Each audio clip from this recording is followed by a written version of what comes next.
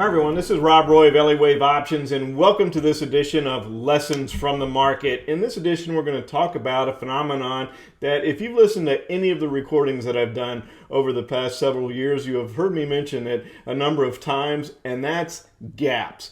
Gaps in charts, and the fact that we need to be aware of them because gaps get filled. And there's no real rhyme or reason as to when they're going to get filled, but gaps get filled, so we need to pay attention to them. So let's take a look at the charts and see exactly what a gap is. All right, here's an example of a chart on Texas Roadhouse, symbol TXRH. This is a stock that we've done a number of alerts in our volatility strategy portfolio because it moves quite a bit. It consolidates and moves, and you can see that here. Now, the phenomenon of a gap is this right there. That's a gap. That's because the low of this day ended here, and then the high of the next day didn't reach the low of the previous day, and it left a gap in the chart.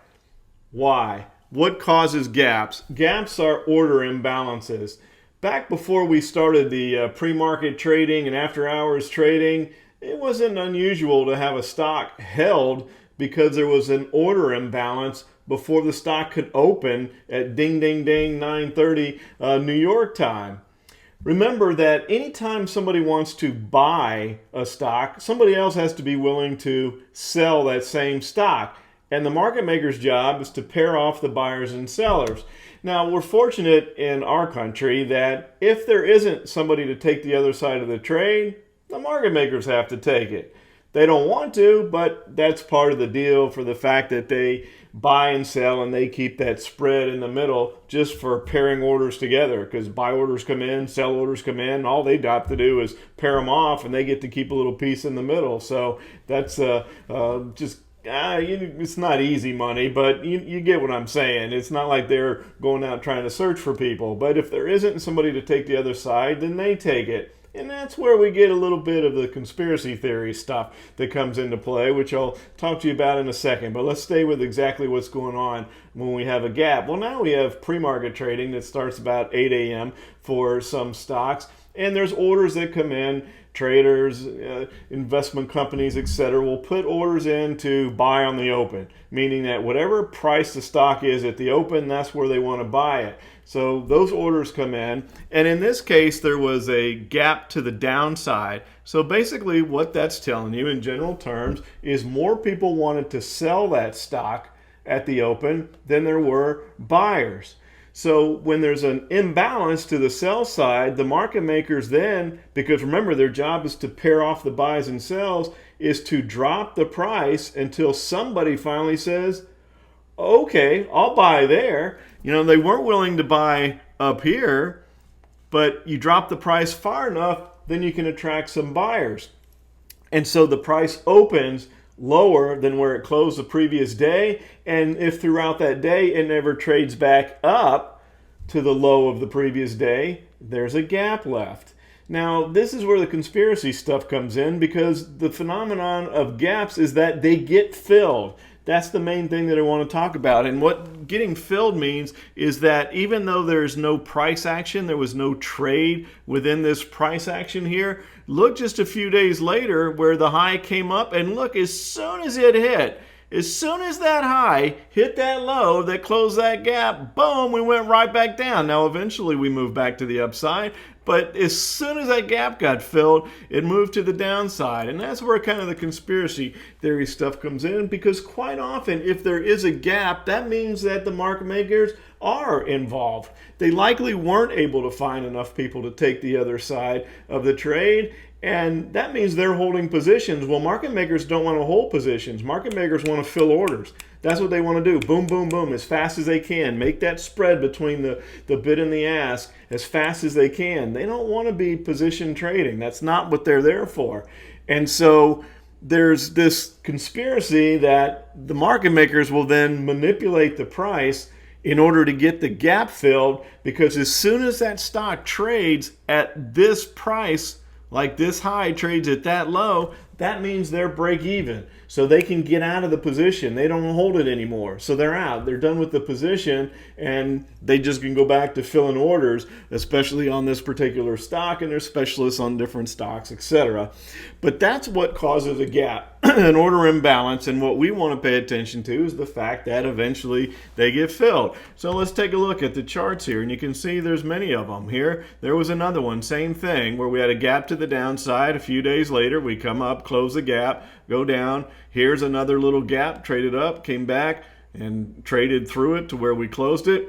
And then we get a big gap over here. Now this happens quite often, and we were fortunate enough to be in this position in our volatility strategy with a strangle, because you can see that we had this very nice symmetrical triangle pattern here, and we got the big boom gap to the downside, which closed that, or broke out from that triangle, and that happened to be on an earnings report. So we go down here, there's another little gaps here, no big deal, those are getting filled, but check this out. Now this is where you have to wonder when you hear about the conspiracy theory, because look at this one bar here that comes up and fills this gap. So we opened right here, we traded up there, we came all the way back down, closed here, and then we've been going down ever since, and we actually have a little gap right there that still needs to be filled. But it makes you wonder, doesn't it? It does make you think about the conspiracy theory of the fact that, hey, we opened there, traded up there, and then we're down here, and it's the only day that we've been anywhere near this price level, and it was just enough. The market makers were in those positions for a number of months, which I'm sure they weren't happy about, and they didn't like it. Did they manipulate the price in order to get out? I mean, who really knows for sure, but that's the conspiracy theory. The bottom line is what we have to pay attention to is the fact that we know that this part is going to happen at some point in time. Those gaps are going to get filled. Let's keep that in mind when we're doing our trading. Now, there's two types of gaps. There are what's known as breakaway gaps and exhaustion gaps. Those are the two things that occur most often. Sometimes there's just normal gaps like these that don't really mean a whole lot. But the ones we really want to pay attention to are those two primary ones, breakaway gaps or exhaustion gaps. This is an example right here of a breakaway gap. In other words, before that stock opened, see, we'd started up, and before the stock opened the next day, there was an imbalance to the buy side, more buyers and sellers, and we get a gap up, and boom, off we go to the races. The stock broke away. So it had a gap up, and then it broke out to the upside, or broke up to the upside. That's a breakaway gap. And look how long it took before that got filled.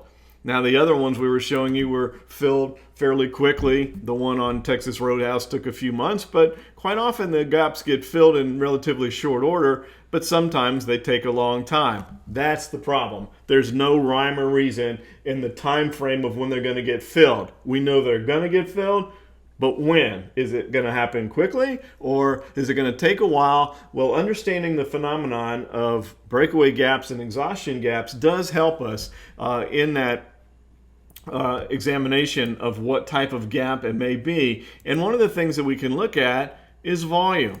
Notice how we had above average volume here. So this red line is the 200-day moving average, and we had above average volume, so that shows you that there was some pretty good buying that came in here, and that sent that stock running to the upside. Now, the other type of gap is something known as an exhaustion gap, and I believe we just had an example of that in our impulse strategy portfolio on our bullish trade on SLV. We had call options on SLV as it was moving up in this wave 3. So we had a very nice wave 3. All that detailed information is in our recordings for the impulse strategy, but it was moving nicely to the upside and has been for a while. And then you see this right here. So we've been running up, running up, running up. There's another one of those little weird fill the gap things. See that? That long tail that we opened way up here, came down, traded down there, and then closed there. Interesting phenomenon. That's all you can say, is it's interesting. And so now we get another big gap here. Now when you have a gap like that following a big move, so remember the breakaway gap was we had a gap and then we took off running from that point. This is the opposite. We've been running and then we get a gap at the end of the run. That's when everybody's saying, oh man, I'm missing out. This thing is running. I'm missing out. I need to get in. And boom, you have a bunch of volume that comes in right at the end of the move. And we can look at the volume chart again here. And you'll be able to see that when we have big volume come in to the move, that's when we have the example of the exhaustion gap. Put the volume on, boom, the big volume well above the 200-day moving average again. So we've got tons of volume there.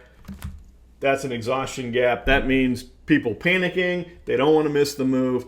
And quite often that signals the end of the move, hence the word exhaustion. You know, it's run for a while, and at that point in time, it needs to rest. Now, it could move higher again tomorrow, but the likelihood is that it'll at least calm down a bit, if not retrace, because then when you look at the moving averages here, and the lime green line is that 10-day moving average. And if you've heard me do any recordings at all, you know that I always say that no security in any time frame gets very far away from its 10-day moving average. So here we have a big difference there between where the 10-day moving average is and the stock close. So we're overbought from that standpoint as well. So we went ahead and closed this out, took a little better than a 90% gain in the position, and we'll wait and see. If it goes up again tomorrow, people in Monday morning quarterback and say, hey, you should have stayed in. But when you see these signals, you can utilize these in your trading decisions